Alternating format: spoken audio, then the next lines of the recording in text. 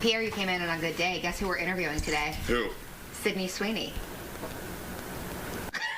Okay, you gotta play it somewhat cool.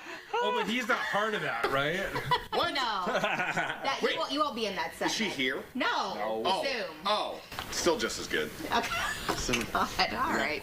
Probably open. I'll give you $5 if you ask for a phone number. Every day. Here we go. Let's make it a good day. Every day. We do it our own way. Sing it out every day. Yeah, let's make it a good day. Every day. Oh, no matter what they say.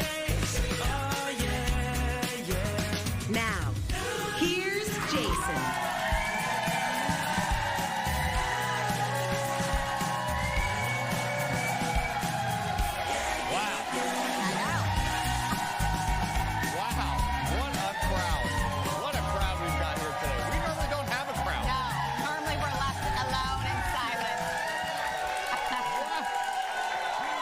Thank you, everybody. That is amazing. God, what an entrance. God. We're not, like you said, more. Please, I'm loving this. I'm loving this. I'm not used to this. I love this. Don't you wish you had this every day of your life? Everywhere you went, they just like cheered you on when you walked in a room? I'm gonna need the name of every audience member by the time the show is ending, so I can hire them personally to do that when I walk into a room from here on out. I can get used to this. No, oh yeah, I know, Aaron. Yeah, I know. Well, welcome to the Jason Show. Obviously not Jason. I'm Fallon. I'm Pierre Nugent, filling in for Jason. Yeah. Jason was supposed to be back today until a scary incident involving his flight from New York City to Minneapolis Tuesday night. Here's the headline from the New York Post. Delta flight at LaGuardia evacuated after a bomb threat. Everyone was evacuated and sent back to the terminal. Jason shared a series of videos on his Instagram. Hey everyone, I'm live at LaGuardia on the tarmac. We were just evacuated from our plane. We don't know why. The port authorities here, as you can see, we got boarded. The plane went a little ways down the runway, stopped for about 40 minutes, and then we were told there was a security issue. And so that's the situation right now. A little scary. The authorities boarded the plane from the back at one point. Couldn't really see what was happening, but scary. Haven't really been through this before. We are now back to LaGuardia. We're off the tarmac. The officials put us on a bus and brought us back to LaGuardia. We had to go back through security for whatever reason. We're all getting text messages that our plane is rescheduled for tomorrow morning, but we don't even know if that's true because, again, we're all just kind of standing around. Yeah. Wow. Yeah, that's wild story. The flight is now returning Wednesday morning. Might even already be back at this point. Yeah, it might have just landed. Yeah. He was, we have like a group text, which I can't say the name of it because it's highly inappropriate for our show. And he started texting us last night. Like at first it was kind of like, oh, due to like government shutdown, there's like an hour delay on the flight.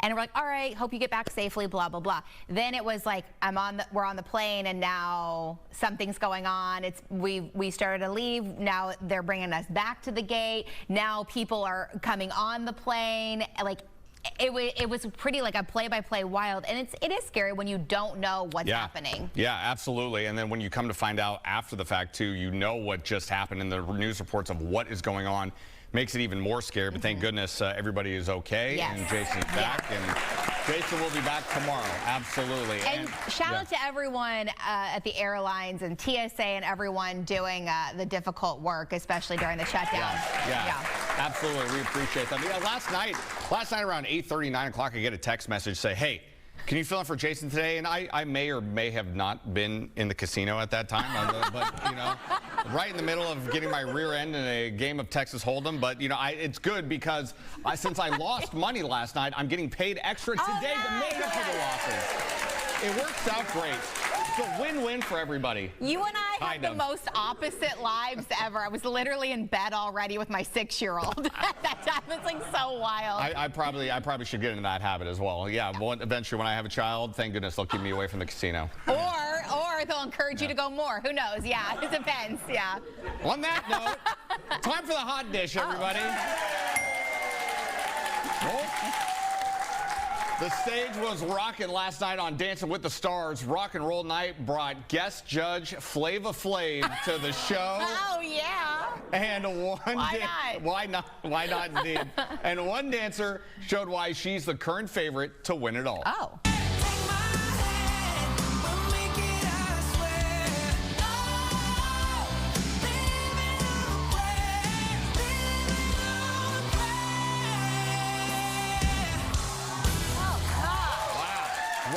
TikTok star Alix Earle earned a near-perfect 39 out of 40 for her Paso Doble, and I just learned what a Paso Doble was about 15 minutes ago. It's true.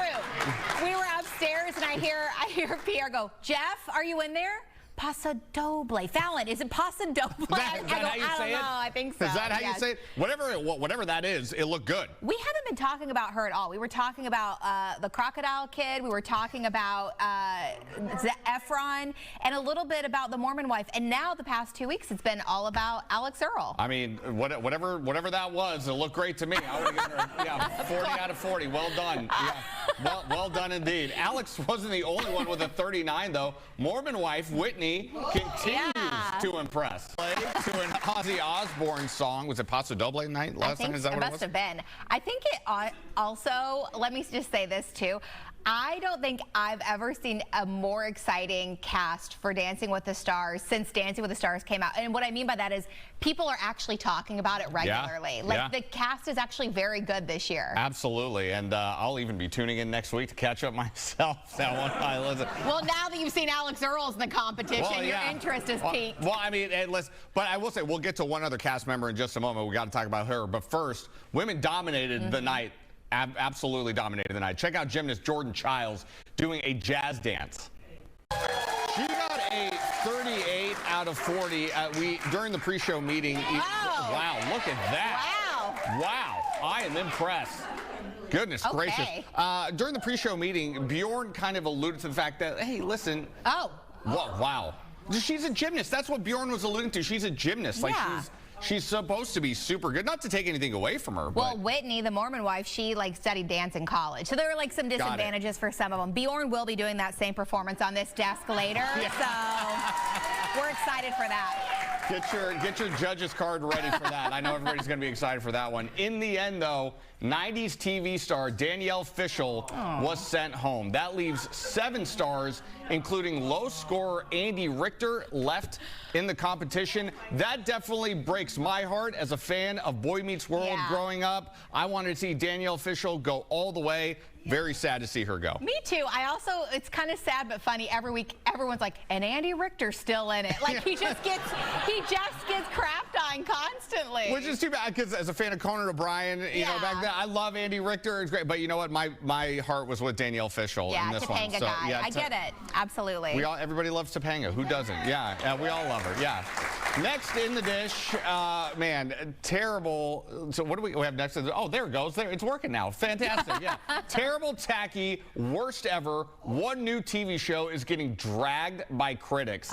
It's Kim Kardashian's new legal show, All's Fair, which premiered Tuesday night on Hulu. The Ryan Murphy Show follows a team of female divorce attorneys featuring Kardashian, Sarah Paulson, Naomi Watts, and Glenn Close. It currently has a 0% on Rotten Tomatoes. Wild. 0%. Here's a sample of the reviews. The Telegraph says Kim Kardashian's new legal drama is a crime against television. Wow. The Times of London headline, this may be the worst TV drama ever. Sheesh. And The Guardian says Kim Kardashian's divorce drama is fascinatingly, existentially terrible, with some of the worst kissing scenes ever filmed. Oh my What God. constitutes the worst? Now I just have to watch it just to see what constitutes the Me worst too. kissing scene. How bad can you be? TikTok will just piece together probably a montage of the worst parts of it. Their press tour made me want to act. I had no interest in the show, but their press tour made me want to see the show because the cast seemed to get along really well. Like they'd have good chemistry. And Kim Kardashian, I know people like you like her or you hate her, and that's fine. But some people were actually surprised by her acting in various things like SNL. They thought she did better than they expected. But to have her lead a show was kind of interesting. I don't know that she's there quite yet. Man, a crime against television. It's a rough review. That almost makes me want to go see just how bad it can be. Agreed. Like how bad could it really be? Let's hate watch it together, you know? Yes. Thank you, Aaron. Yeah, let's do that, maybe. Yeah, let's get around to that. A crime. I'm not going to get over that one. A crime against television. That's the review for this episode of TV Today as well, for you and I hosting. So please exciting. no. Yeah, I'm kidding. I'm kidding. Crossing my fingers I can make it through the next 50 minutes at this point. Oh, Jason has landed. Okay, great. There we go. Jason has landed, everybody. Great news, and he will definitely be back tomorrow. Lots more to come here on The Jason Show. We'll be right back right after this.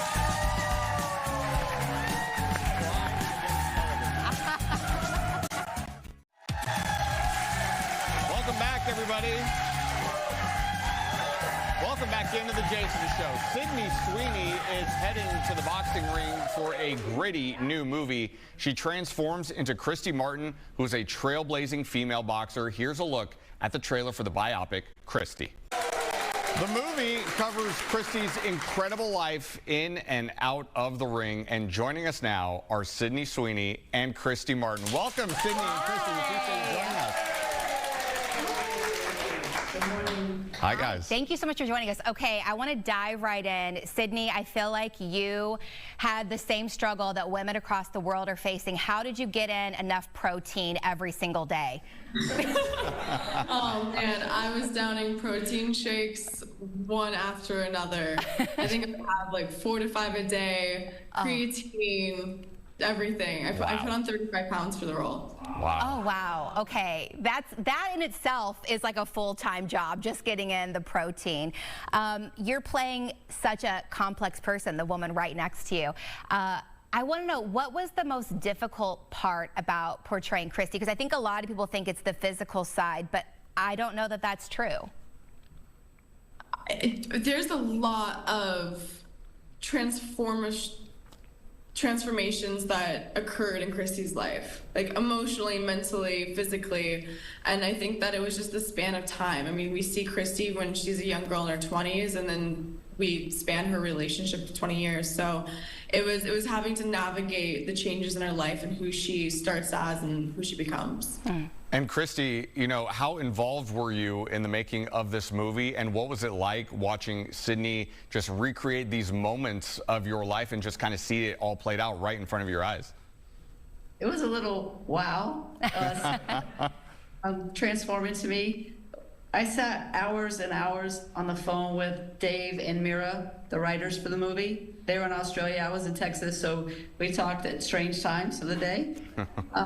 But you know, I asked Mira, please don't Hollywoodize my story, and that's a Don King made-up word, Hollywoodize.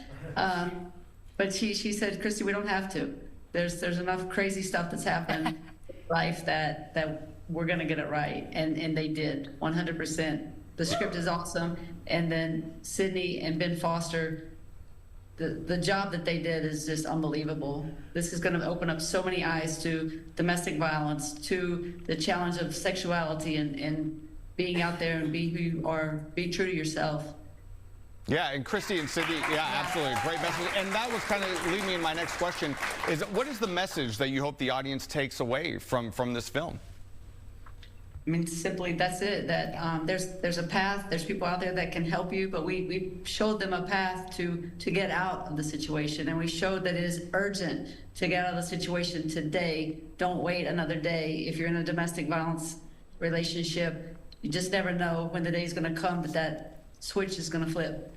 You know, obviously covering a lot of heavy topics throughout this. I always want to know what you guys are watching or listening to that just like makes you laugh or smile.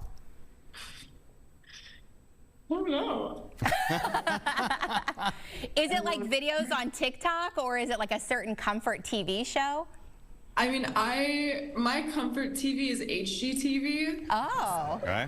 I'll sit there and just watch some houses get remodeled. Absolutely. Sydney, I have to know really quick, after training for this role, are you going to stick to the boxing routine, off camera, or have you just had enough at this point of putting your body through hell? I don't think I'll ever have enough. You never know. Really? Christy Martin might sign me up for a fight. You have to wait. Okay, all right. That would be all right. really, really amazing. Well, Sydney and Christy, we appreciate you joining us so much. Thank you for your time. We appreciate it.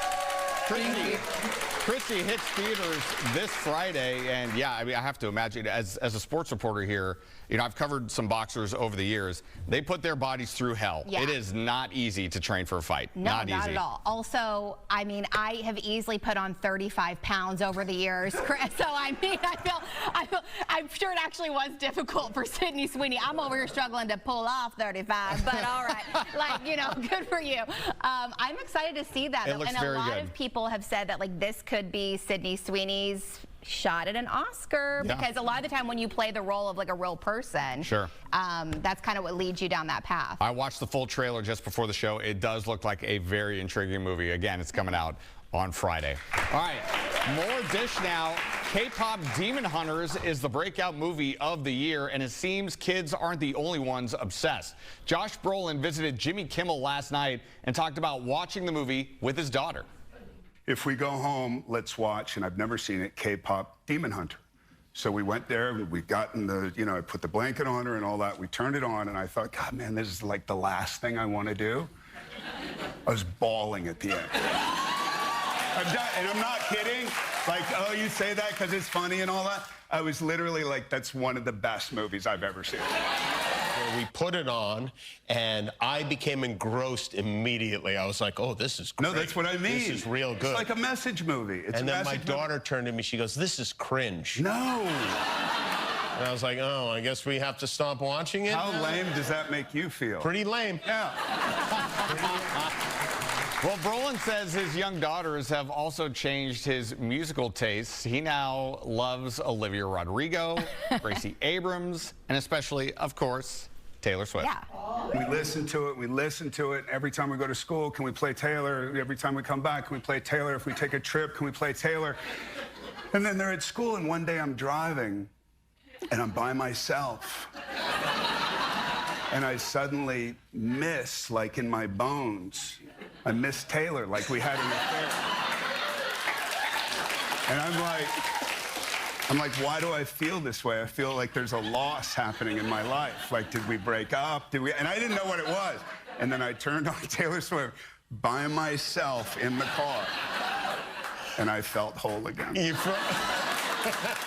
you go, Josh. I get it. Josh Brolin stars in the new movie The Running Man with Glenn Powell. Hey, listen, if you don't listen to Taylor Swift, at least once a day, maybe you're starting to feel a little incomplete. I get that. Also, going back a little bit, K-pop Demon Hunters was such a surprise because it's not only a message movie, the soundtrack on that movie is phenomenal. Every single song. You've seen the movie then?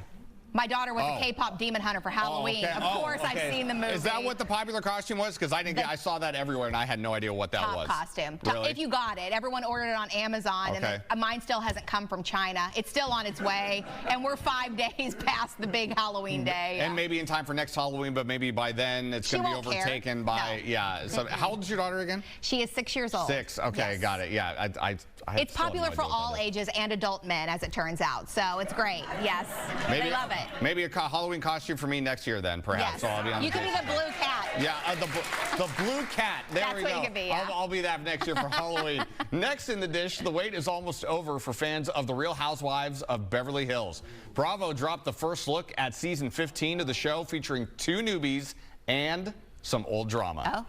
You are not being clear about your life. She's intimidated. Because I'm young and successful and I'm not financially dependent on a man, and she outsourced her financial well-being to a man and it didn't go well. Read the room and know your place. Do you remember? So I can remember. I think she's fake. I think she plays both sides. You're lying. And you know what doesn't lie?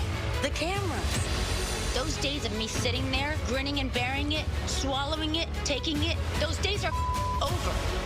I'm not even talking about that. Please stop. That's why Garcelle left, because it's always all about something. I am interjecting because this is a three-way thing. Erica, I'm not doing this. I'm not going to stop talking, Bree. All right, let's go, girls. I'm not going anywhere. I am. Go yourselves. I wanted a hot girl summer, and I'm not having one at all. Yowza.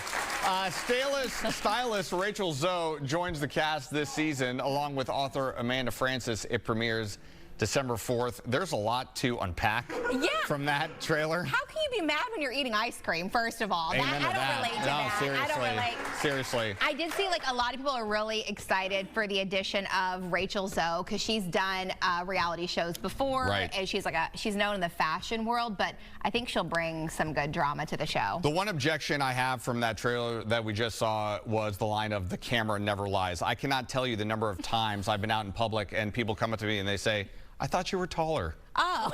I thought you were taller. So the camera makes me look maybe like 6'5", when in reality I'm only 5'11". So the camera lies just maybe a little bit. A little bit. So you say you're 5'11", which means you're probably actually like 5'9" or 5'10".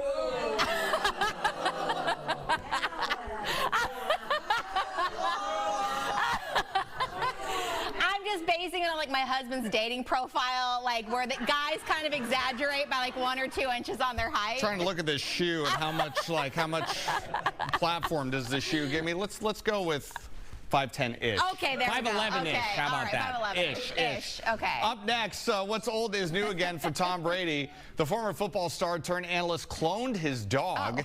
Brady teamed up with a bioscience company to recreate his dog named Lua, who died back in 2023. The result is his new dog named Junie. Tom is an investor in the company and says the cloning came about through a blood draw of his late dog. I'm a little on the fence about this. Like, listen, we all... It came through with a blood draw and a wad of cash. What are you talking about? I mean, that is true. We all love our pets. It is heartbreaking to lose a pet. I certainly understand that. But at the same time, to clone your dog, I don't know.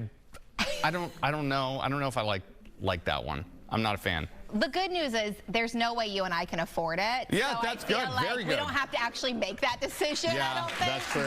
That's true. I can see. I can understand it. I certainly can understand it. But at the same time, too, it's like. I don't know if like also he has kids, so maybe it was just like he's trying to save his kids the heartbreak of losing a pet. I don't know, but.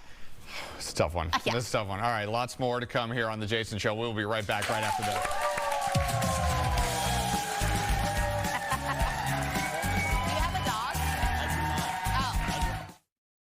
Let's make it a good day. Every day. We do it our own way. Yeah, let's make it a good day. Welcome back, everybody.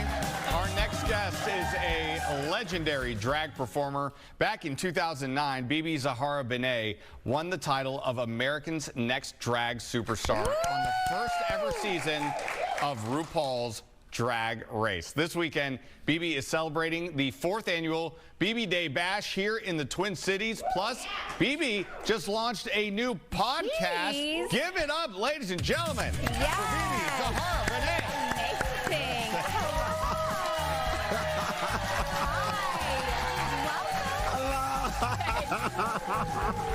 Hi, gorgeous. How you doing? Very nice to meet you. Very nice to meet you. Come on in. Have a seat. Amazing. Come on in. Have a seat. Hello. Welcome. Family. I got to say, I love the hat. Yeah, The hat's fantastic. Just a simple look early in the morning. Hats never work on me. Jason and I joke we both have big and tall heads, so hats just never look good. Okay. How are we doing? We are so good. Doing very well. Good. Thanks for being here. Really good. Thank you for having me. Oh, thanks for being here. This marks like the 25th year of you performing. Now, do you want people to stop saying? Like, I stopped saying I've been in radio for like 20 years. I'm like, I need this to stop aging me. Do you want me to stop saying that? Or we're celebrating the 25 years? I paid my dues. Yes, exactly. Exactly. I paid my dues. Where did this all stem from? Like, when did you know, like, this is what I want to do? Well, you know, I've always known that I will be an artist. Even like just growing up as a little child, I was into like music and fashion and all the good things. And then coming to America is when it really resonated with me, when I went to my very first drag show. Yeah. And then I saw this amazing artist come together. I should probably take my glasses off because I feel like... You know what I'm saying? You know, I was trying to feel, I was giving a look. It completes the look, but I feel like it's not that personal when I want to look at the eyes. Yes. Could I try? Could I actually get, let me see. Can I see these? Right. How's that? It's very. Do I pull it off just as good? I don't know if I pull them off just as good. It's very, where am I? Where am I? What's going on? No, but when I came, and actually I started all here in Minnesota. Okay. Like, this is home for me. When I went to my very first drag show and I saw these amazing artists come out, that's when it all made sense. It put all the puzzles together, so. Then you go and win the very first season of Drag Race, and you get to perform with Cyndi Lauper. Like, what is that like, performing with Cyndi Lauper? It was, first of all, like, I love Cyndi Lauper, but I didn't even, like, just imagine that my very first show would be with Cyndi Lauper. That's epic. Yeah. Actual first show, That is epic, and I was making, and they paid me. I said, okay. Is this what's happening? So I'm gonna do this kind of thing, Absolutely. Epic indeed. And Bebe, the Day Bash is this weekend. And Aaron, where's Aaron? Listen. Aaron is gonna be there. What is the show all about? Tell us about the show. When we talk about legendary people, you know that my girl over there is legendary, and I could not do it. She is. I'm so excited. Well, like, Bebe Day, I was, given the day, November 13th. We're actually doing the show on Sunday, November 9th, but it was given to me because of the work I do with the arts and community. And so I've always used that as an opportunity to give back, but also to really celebrate the arts. I feel like a lot of times we love the arts, but we don't really love the arts because we don't really support the arts. Right. And we just, so we like consuming like them, you consume it, and let's it's like your getaway, and it's where you go to, to be able to just be in that bubble. But when it really comes down to it, do we really support the arts? Yeah. So it was just always a mission for me to be able to bring amazing people together, to be able to be in this love bubble, especially what's happening now. We need that space where we can come together and just feel love. Absolutely. And just gather and feel love. And so I decided that this year we're gonna bring like some of like the best of the best.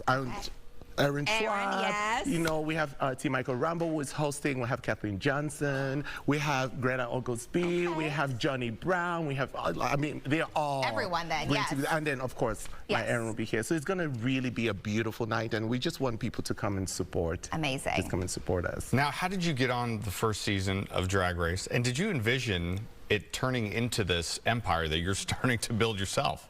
Well, they say, how did I get...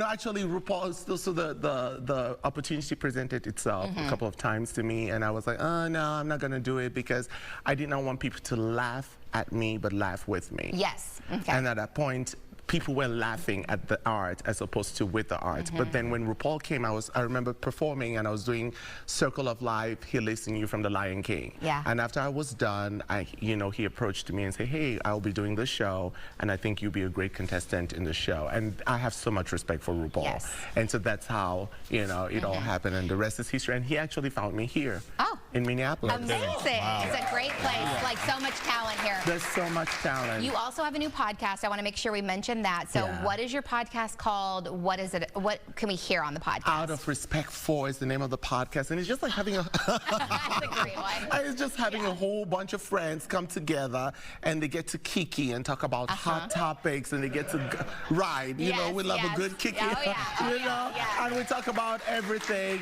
from pop culture, everything that's hot topics related, and then you get a front seat to that conversation. That's what it is. Okay, so it's called, again, Out of Respect For. Okay, perfect. And I'm just gonna do it. Oh, there it is. There it is. Bebe, we thank you for joining us.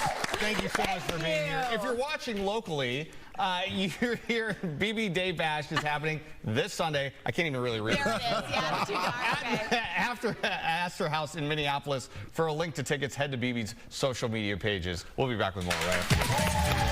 You guys are I wanted to ask you, I didn't get to it.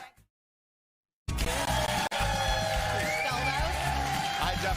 I definitely did not steal the sunglasses. I'm proud of you. Although I did, those sunglasses really were great, but when I was reading the teleprompter, you know, I really did. I was like, wait a minute, this is too dark. I actually have to read this thing. That's rough, yeah. Well, you all know we love fast food around here. Just look at our many fast food field trips we've done. Jeff said they're going to film one tomorrow. Tomorrow, it sounds like. Maybe? Yeah, maybe. Okay. All right, stay tuned for that.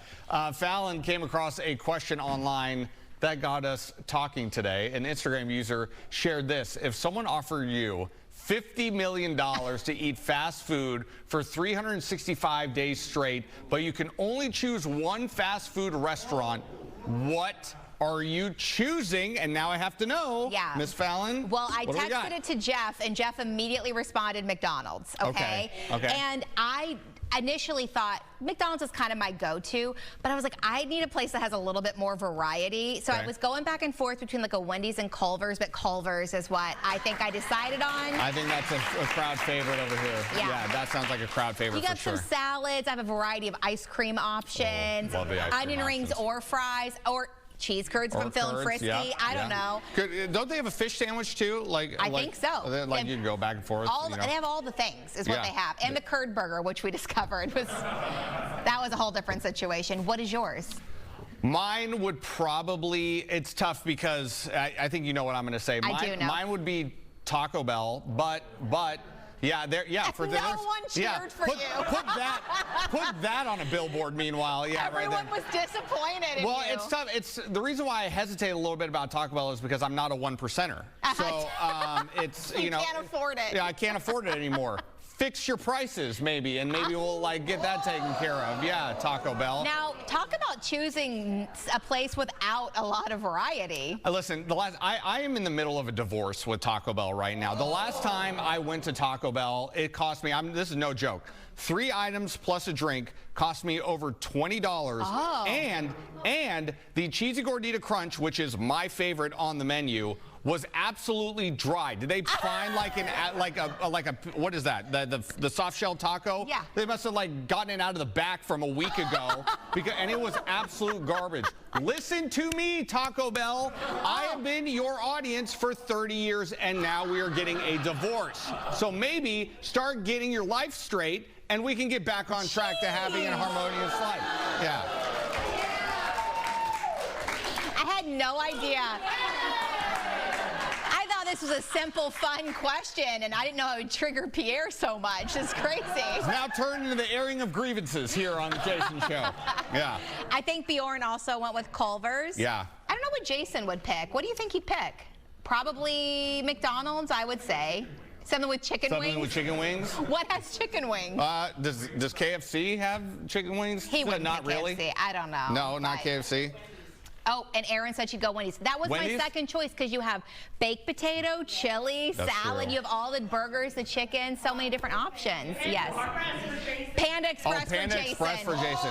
Well, he says they changed the orange chicken recipe, so he may not pick that. That's his trigger, Pierre, if you want to get him going. The orange chicken at Panda, that's their signature. It is. How would you possibly change that? We're cutting corners everywhere, Pierre. We're cutting them to save a buck, you know? Listen, I know that the Jason Show is now on in multiple cities across America. I know somebody at the Taco Bell corporate office is watching. You can give me a call anytime. We will fix this together. We will be right back here on the Jason Show. You're using his platform.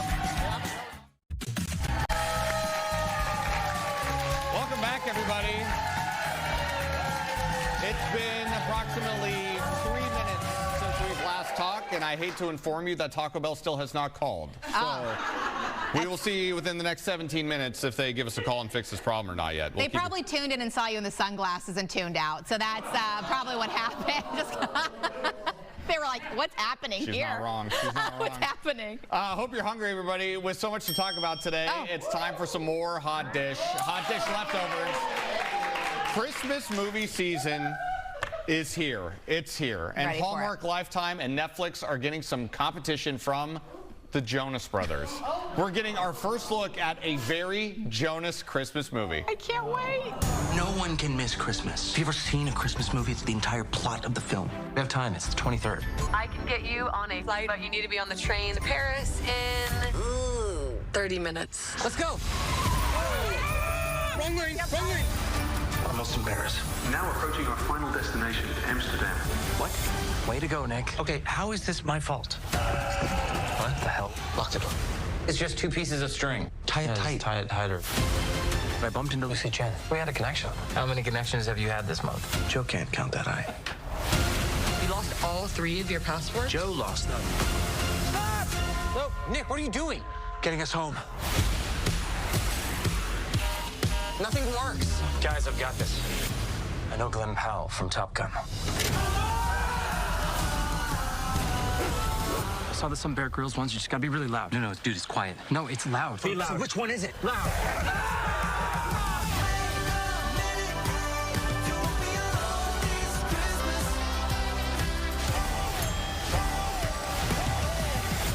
We're gonna get home for Christmas. Fallon is already racing to the TV. She's already racing to it. The movie follows the brothers as they try to make it home for the holidays from Europe. It premieres November 14th on Disney+. You sound very excited for this. Yeah. My favorite movie of all time is The Holiday, but it might be replaced with the Jonas Brothers Christmas. That looks so funny. Hey, are they really going to land that plane? I think it's just going to be a chaotic movie, and I'm looking forward to it. Yeah. I love it. Yeah, we can't wait. We love Christmas movie season around here. Up next, it's been a few weeks since the surprise death of Diane Keaton. Her friend and former co-star Sarah Paulson shared a sweet story about Diane during a stop at Watch What Happens Live. The thing that was the most amazing about Diane is every time we would go to dinner, when the meal was finished, she would get up and she would ask to go to the kitchen, and she would give cash to all the busboys. Wow. All of them. Really? All of them, every restaurant we ever went to. We had dinner. I mean, the number of dinners I had with her, I couldn't count that high. Wow. But it happened every single time. She wanted to go into the kitchen, she wanted to talk to them, but it was the busboys, not the chef. Wow. She wanted to go give cash to all of them. That is a great memory. I love it that thank you for sharing that. Yes. Diane played Sarah's mom in a movie back in 1999. She was a legend, to say the least. I was telling them earlier, I saw this video today, and it said this scene is going to hit a lot harder this year. There's a scene in The Family Stone. Since we're entering the holidays, it's kind of like a Christmas movie. And Sarah Jessica Parker gifts the entire family a photo of Diane Keaton's character pregnant with one of the kids, and they all start crying because they know their mom is sick, and they're like, this scene this year is going to hit extra hard when we watch The Family Stone. Yeah, no doubt about it. Great story there, though, from Sarah Paulson. All right, next, just in time for the holiday pie season, something new from oh, man. Taco Bell. Oh, man. Yes. Too soon? Yes. This is the Baja Blast Pie. That looks radioactive. Inspired by the Mountain Dew flavor you can only get at Taco Bell, the citrus pie with the neon color comes in a graham cracker crust with whipped topping. The flavor is similar to a key lime pie, which is my favorite. I love me a key lime pie. It's available starting Thursday for, I'm sorry, how much? 20 bucks a pie? That's it. No, we're not doing this. We're not doing this. This is ridiculous. It's good to see you're being chill about it. 20 bucks a pie. 20 bucks a pie. What is okay, this is a ridiculous question. I feel like I, usually get like the $5 pie at Costco. So what does a normal pie go for in a grocery? That's a good question. Was it more than 20? More than 20? So it's actually a deal.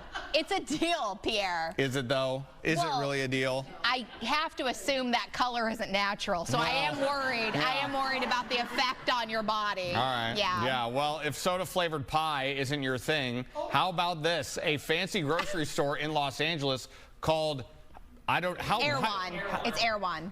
Yeah, sure, that's what it's called. Yeah, is now offering a toothpaste smoothie. The mint conditioned Smile Smoothie is a collaboration with a toothpaste brand and has a minty flavor. It costs $11. Toothpaste, smoothie. What are we doing here? This grocery store is known for having overpriced everything. So they have like the Hailey Bieber smoothie, or you can buy ice cubes for like $800. You know, things like that. So that's it's like the fancy. It's like a step up from Whole Foods in LA, basically. It's what Erewhon is. Who in the audience is going to try that toothpaste smoothie? Not mint? No. Oh, I thought maybe I got one, but no. But that sounds like a no from the Jason Show audience right there. We'll be right back, everybody. More after this.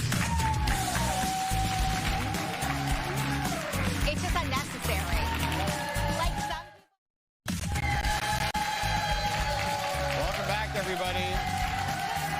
Still can't get over this crowd. This crowd's been fantastic today. Jason will legitimately be back tomorrow on the show. Will. He has landed, so he will be back tomorrow. Absolutely. It's good news for everybody here at the Jason Show. Don't forget, meanwhile, to sign up for tickets to join the studio audience. Free tickets are available at eventbrite.com. Just search the Jason Show.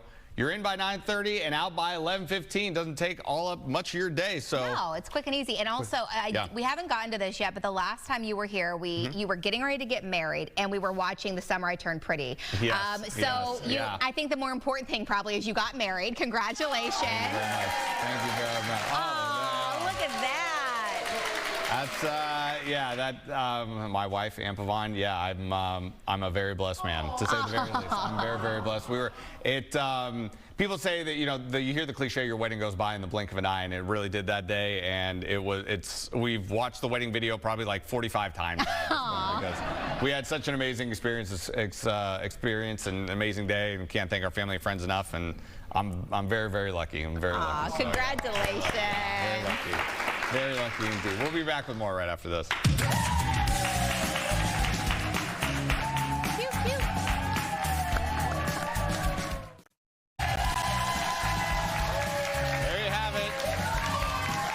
Birthday to everyone celebrating with us in our birthday club today. They all get the exclusive birthday sash thanks to our partner, Home Furniture. And also, shout out to our security guard, Ryan. His birthday as well. I found out you never reveal a person's age, but I will. 25 years old. I was like, Ryan, oh my gosh. Jeez. I know. We're all like, we're old. If only you could be 25 once more. Gosh, how lucky. What were you doing at 25, Pierre? I just got my first TV job not that long ago, when I was 25. So I was just working my way in the business. What city were you in? Grand Junction, Colorado. Shout out Grand Junction, Colorado out there, yeah. And my first radio gig was in Evansville, Indiana. You got to start out usually in like the smaller markets and build your way up to different cities. Or you can be on the Jason Show and just be all over the country. You can do that too. That's a way to just skip to the front of the line. You can hear the Jason Show, no doubt about it. Exactly. There's a TV show that you and I like. We have time to talk about it really quick. We had a lot of conversy. Yes. We watched a teen show, the two of us, called The Summer I Turned Pretty as adults. And I was thank you, everyone. All right. Thank you. We had a lot of arguments because I was Team Conrad, you were Team Jeremiah. So on Pierre's honeymoon, I was sending DMs. Correct. Like, oh, you still Team Jeremiah? Because he was not looking good this season. Yeah, and I didn't know what was happening, so I came back and I saw especially the first episode of season 3 where things go down. Yep. And I just said to myself, oh no. Oh no, things took a turn for the worse. And by the time the show ended, I was like, okay, I'm still not Team Conrad. All right. I'm not Team Jeremiah anymore, but I'm not Team Conrad.